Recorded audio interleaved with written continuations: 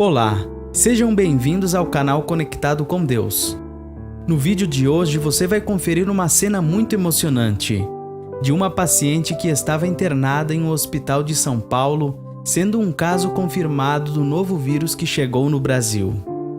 Ela deixou o jornalista Roberto Cabrini perplexo ao falar de Deus, mesmo estando naquela situação.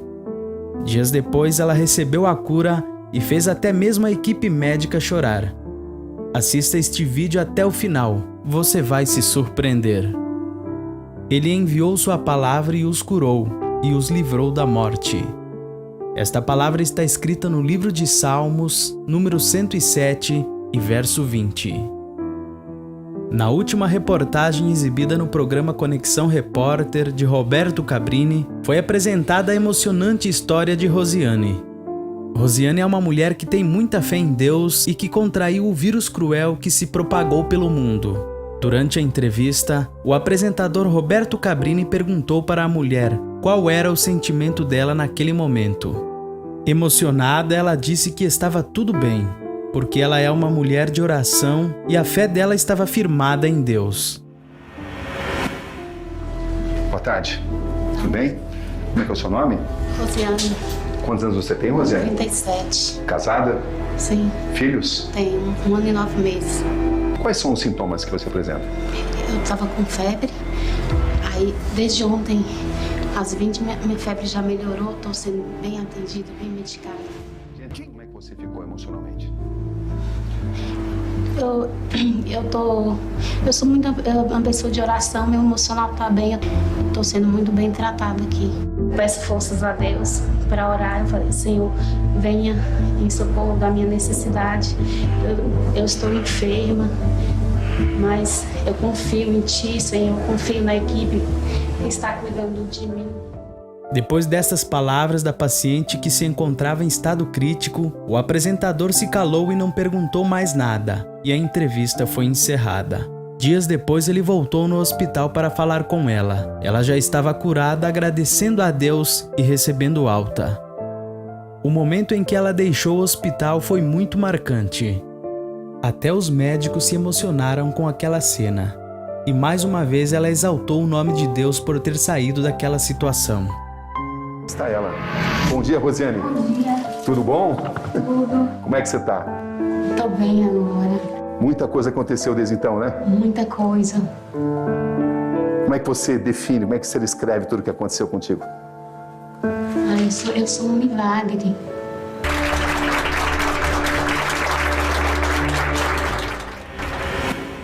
Outro testemunho que vem chamando muito a atenção é o da Gladys. Ela é uma evangélica que mora em Porto Alegre, no Rio Grande do Sul. Gladys estava de viagem para Portugal e foi infectada pelo vírus lá naquele país. Ao chegar no Brasil, ela procurou o médico, mas como demorou muito para sair o resultado dos exames, ela ficou isolada em casa e ficou em estado grave. Quando ela retornou ao médico, até ele se surpreendeu com o resultado do exame.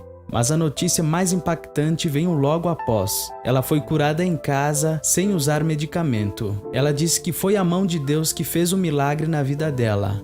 Ouça agora este lindo testemunho. Nós, lá em Portugal, já estávamos sentindo uma batalha, assim, e eu tive um sonho. Eu tive um sonho que tinha uma menina que batia corrida comigo. E aí, quando ela quase conseguia me alcançar, eu avançava um pouco e aí cruzei um portão. Eu tinha que passar por um caminho que cruzava por dentro do cemitério. E quando eu saí daquele cemitério, eu virei para trás para olhar para aquela menina que estava batendo corrida comigo e aí eu vi que ela era a morte. E aí eu escrevi este sonho para a família e aí eu fiquei sabendo que aqui no Brasil várias pessoas tinham sonhado que eu havia morrido. Eu inclusive recebi diversas mensagens de irmãs, especialmente irmãs, que haviam sonhado que a irmã Gladys havia morrido. Então nós entramos numa batalha de oração. E a gente sentia uma batalha muito pesada no mundo espiritual. Eu tive um quadro de enfermidade lá, 2. Depois Deus me deu vitória. Quando eu me acordei deste sonho, eu estava curada. E aí depois entrei num outro quadro de infecção renal. E aí Deus nos sustentou E nós tivemos que antecipar o voo, porque as fronteiras estavam para se fechar. E quando chegamos ali no aeroporto, né, nós fomos bem cedo, porque a imprensa divulgava que tinha fila externa, que o aeroporto estava sendo controlado para que não houvesse aglomerações. Mas quando nós chegamos no aeroporto, isso funcionava somente para os voos entre países da Europa. Para quem vinha para o Brasil, não tinha qualquer controle. Era uma aglomeração terrível, era uma confusão terrível. Nós chegamos 4 horas então nós ficamos lá durante mais de 2 horas só para conseguir despachar as bagagens. No meio daquele tumulto, gente de todas as partes da Europa que estavam voltando para o Brasil. Era o lugar propício e para... ali eu comecei a sentir um mal-estar, uma angústia. E no avião aquilo foi piorando. Comecei a me sentir asfixiada, uma dor de garganta muito forte. Quando eu desci do avião em São Paulo, eu fui no banheiro e olhei minha garganta. Ela estava, não sei quem já viu uma criança com aquela popular doença chamada de sapinho, né, que a criança ficou toda assada e com pontos de carne viva. Assim estava a minha garganta, totalmente assada com pontos de carne viva. E aí quando eu desci aqui em Porto Alegre, eu fui até em casa, comi uma coisa com a minha família, com as minhas filhas, e fui então para um hospital para fazer o teste, para ver se eu estava infectada ou não. E foi uma coisa horrível, eu fiquei muito chocada com o efeito da palavra isolamento. Eu tentei explicar que eu era uma pessoa que pertencia a um grupo de risco, devido a uma baixa imunidade. Ninguém queria saber de nada. As pessoas queriam só saber se eu estava infectada e colocar em isolamento. E, inclusive, a médica que me atendeu no pronto atendimento, ela disse, eu não sei mais nem o que eu vou fazer, porque a vigilância sanitária nos deu ordem de fazermos o teste somente em pessoas que eles liberarem que fosse feito. E já está a senhora com um caso muito suspeito, tem mais 3 pacientes no isolamento e ninguém me atende. Estou há horas ligando para a vigilância sanitária e ninguém me atende. Eu não sei o que eu vou fazer com vocês. E eu disse, bom, então eu vou pedir para minhas filhas irem embora, porque pelo jeito vai demorar. E ela disse, não, espera um pouquinho. E ela então fez o teste, recolheu a amostra de saliva, a amostra de muco nasal. Eu fiz a tomografia e ela me deu um atestado de 14 dias de isolamento e me dispensou. E disse que a vigilância sanitária faria um comunicado caso fosse positivo o exame. Então eu fui para casa e comecei a me sentir muito mal, eram sintomas de uma fraqueza terrível, dificuldades para respirar, e ao ponto assim de para ir, às vezes, para o banheiro, eu tinha que caminhar uns poucos passos, deitava no chão, ficava deitada no chão, e aí conseguia recuperar as forças para caminhar mais um pouquinho. E aí eu comecei a entrar em contato com o hospital, mas eles diziam, não, tem isolamento, continua em isolamento, só em caso de extrema falta de ar para voltar para o hospital, porque senão a senhora pode não estar com o vírus e vai se contaminar. E fiquei assim por 12 dias. E aí depois de 12, no 10º dia, depois daquela luta terrível, no 10º dia, eu me acordei falando em línguas estranhas. Eu orava, parecia que o céu estava fechado, mas naquele dia eu me acordei falando em línguas estranhas e senti uma glória de Deus na minha vida. Passei o dia sentindo aquela glória, eu senti que alguma coisa tinha sido derrubada. Aleluia. E aí eu comecei a perceber sintomas no meu pulmão. Comecei a sentir que não tinha uma dorzinha. Falei para o pastor Silvio, não sei se é psicológico, mas parece que tem uma dor na parte inferior do meu pulmão direito. E aí começou a vir outros sintomas junto, a garganta voltou a fechar, porque todo o tempo a falta de ar não é no pulmão, é na garganta. É como se tivesse uma bola de pelos na garganta.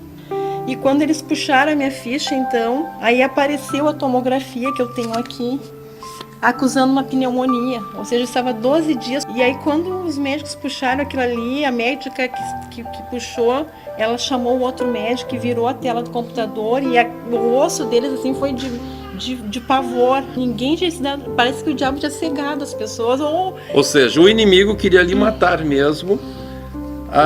estavas ali com falta de ar, estava com este Na mal. verdade, eu não tinha falta de ar, eu tinha dificuldade de respirar. Ou seja, já estava 12 dias com aquilo, já estava no pulmão aquilo. 12 dias, desde 12 dias antes da pneumonia causada pelo vírus, já estava no pulmão e não estava tomando nenhum remédio contra aquilo. Nenhum remédio, nenhum tratamento. Então, quem é que não estava com cloroquina, com Tamiflu, com azitromicina? Quem estava segurando a sua vida era somente Deus mesmo. Deus, as orações da igreja, eu acredito. Aleluia. Aleluia. Oh, glórias ao nome de Jesus. Que coisa impressionante a falha médica. Mas tem um médico que não falha. Glória a Deus. Aleluia. Tem um que não falha. Tem um que não falha. Às vezes as pessoas confiam tanto no médico, né? E quando pensar, cheguei no hospital, agora estou bem, agora não preciso nem orar mais. Olha, você precisa orar, nós temos que orar, tecle com os joelhos. Esta é a garantia da nossa vitória, a nossa fé em nosso Senhor Jesus Cristo e a operação de Deus em nossa vida. Bom, e aí voltou para casa, aí sim, aí a médica ficou apavorada. Sim, né? foi uma coisa terrível, que daí eles me chamaram. Eles deram uma cadeira, colocaram em cadeira de Sim, rodas. me levaram para o complexo de tratamento, para o centro de tratamento de alta complexidade. Não deixavam nem para ir no banheiro, eles me levavam numa cadeira de rodas, porque acreditavam que o mínimo esforço que eu fizesse ia me levar à asfixia. E podia morrer a qualquer E eu hora. poderia morrer asfixiada a qualquer Mas se não momento. morreu em 12 dias, não ia morrer em 12 minutos ali, né? Era um olhar de compaixão, até as senhoras da limpeza, quando eu passava assim na cadeira de rodas, empurrada, elas paravam de fazer o serviço e ficavam me olhando com aquele olhar de compaixão. Ó, A pobrezinha. minha filha disse que lá no Vai hospital morrer. eles se referiam comigo a mulher de Portugal. A mulher de Portugal. Era a mulher de Portugal, que estava todo mundo assustado com aquele caso, acho que todo mundo esperando o pior. Aí Aleluia. chamaram a minha filha para Mas a irmã tá viva mesmo? Não é uma alucinação, não. Não é a Rebeca com a máscara de Gladys, não. Está viva aqui.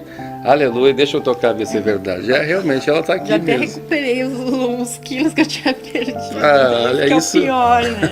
Nos primeiros 5 Não, dias... glória a Deus, santos Aleluia. quilos, Nos santos primeiros- quilos recuperados, glória a Deus. E hoje eu sei que o médico tinha dito que vocês tinham que ficar totalmente isolados até ontem. Aí hoje a irmã foi lá e aí fez os exames, foi Fiz feito lá, isso. fiz os exames. Conta aí pra nós como é que foi lá. E aí o médico auscultou o pulmão, fez várias perguntas. E aí me olhou assim, pode abraçar hoje toda a tua família. Então um abraço teu mano aqui, glória a Deus. Ela é minha irmã, né? Dá pra abraçar, né? Glória a Deus. O senhor deixa, né, pastor? Deixa, né? Meu cunhado deixa, né? Completando só o que eu tinha falado, eu achei muito interessante que eles chamaram minha filha para assinar a internação hospitalar, depois de eu ter passado um dia inteiro na emergência. E um pouco de 1 hora depois, eu recebi a alta. Eu fiquei apenas 1 hora, alguns minutos internada. E os meus familiares ficaram um pouco preocupados, então eu fui até um outro hospital para confirmar aquele diagnóstico. E o médico, quando olhou o resultado do exame, ele disse: mas isso é caso de internação, como é que como é que te liberaram com um resultado desses? E ficaram muito preocupados, e era um hospital universitário, eles começaram a conversar, o professor com seus alunos, começaram a trocar ideias, e o professor ficava perguntando para si mesmo, mas como é que liberaram ela? Por que liberaram ela? Então ele disse assim: meçam a saturação dela.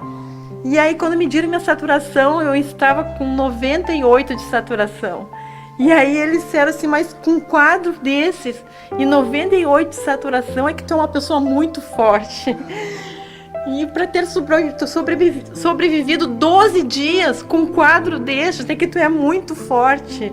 Mas eu sei que não é a minha força, mas é a força da oração do justo diante de Deus. Aleluia. Aleluia. Deus, Ele é poderoso. Deus é poderoso, e essa é a palavra que eu quero deixar para as irmãs. Em Êxodo, capítulo 15 e versículo 21.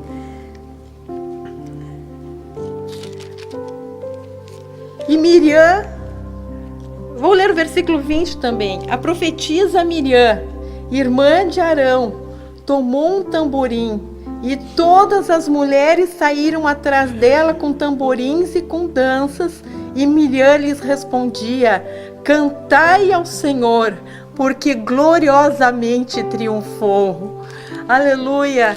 Nós estamos em tempos difíceis, assim como para Israel também não era fácil. Israel havia atravessado o Mar Vermelho, mas havia ainda todo um trajeto a percorrer para conquistar a terra que Deus lhes havia prometido. Mas quando Deus fez aquele grande milagre, Miriam juntou as mulheres e não ficou comentando, olhando para a dificuldade que estava à frente, mas ela começou a glorificar a Deus por aquilo que ele havia feito. O Senhor triunfou.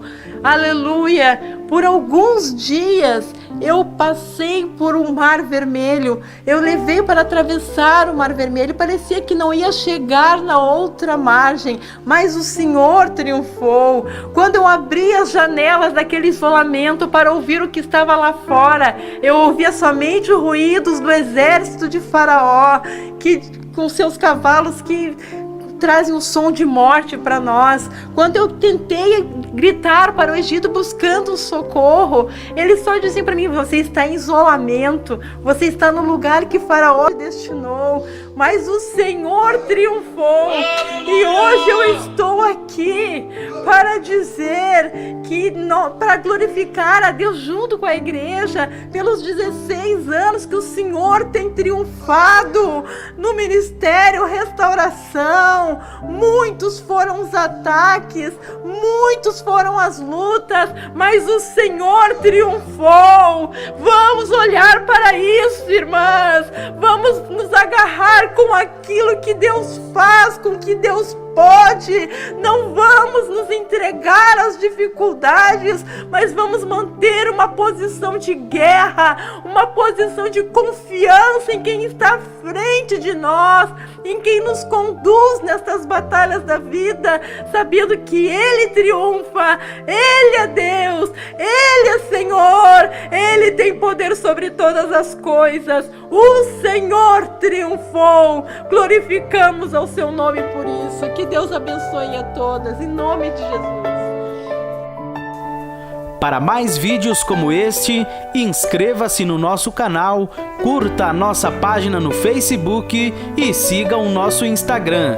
Temos uma mensagem de Deus para a sua vida.